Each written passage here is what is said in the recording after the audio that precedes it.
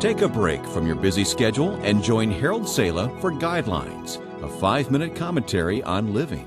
There is an awesome sound to quiet, something which we mortals seldom hear because of the din and noise of life today.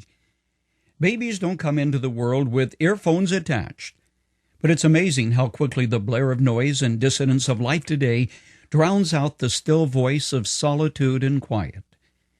I'm reminded of the student who left the farm and went to a large city where he went to college.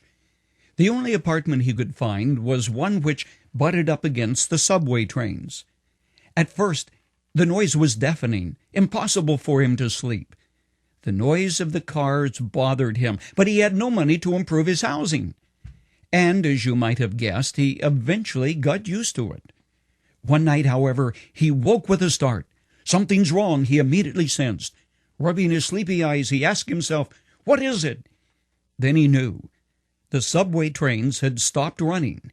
It was deathly still. The quiet woke him up. Long ago, God through the psalmist said, "Be still and know that I am God." Is there profit in times of quiet reflection that come only when the TV has been turned off, the earphones removed, and the incessant chatter of meaningless conversation abandoned? Indeed there is. A man who spent years of his life in an English prison for opposing the formalities of the state church wrote, "If we have not quiet in our minds, outward comfort will do no more for us than a golden slipper on a gouty foot." His name? John Bunyan, the most widely read author ever to write a sentence in English. Blaise Pascal, the French philosopher and scientist and author, added this to what Bunyan said: "All the misfortunes of men spring from their not knowing how to live quietly at home in their own rooms." At the top of today's guidelines, I said, there is an awesome sound to quiet. Have you made that discovery? Never shall I forget the time I sat on a rock I later called Pulpit Rock, high in the Rocky Mountains, and memorized Psalm 46. For several hours that morning, I sat there doing nothing but listen to the wind, the gentle noise of chipmunks who chattered, an occasional squirrel who angrily voiced his dissent at the bird stealing his food, and just listen to the sound of the earth turning on its axis. Or so it seemed to me. I'll never forget that morning. Walk through the forest, sit on a beach, go into your backyard, and look up at the stars. Get a fix on God. It comes only through quietness and solitude. There is benefit in quiet solitude, which allows you to hear God's voice and to hear your heart, which can blend in harmony with Him as you say, "Yes, Lord. More than anything else, I want what you want. Speak to my soul and guide me with your strong hand."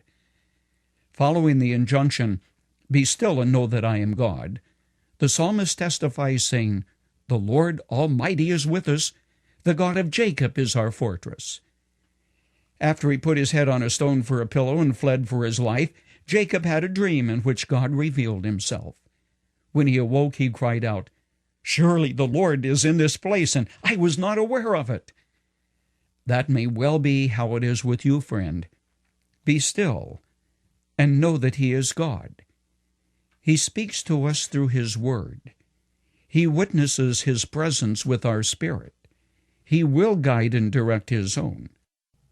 As Richard Halverson put it, time alone with God is absolutely imperative for the man who desires to be his best.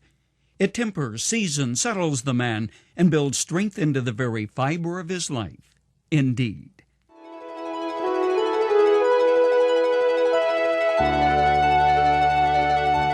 You may not be able to escape to a mountaintop in the Rockies somewhere, or go into a cloister, or go deep into a forest and have solitude, but you can do it.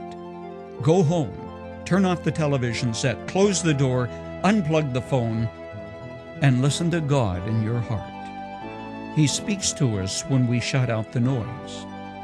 You can download today's program, go to our website, guidelines.org, and click on the date for today.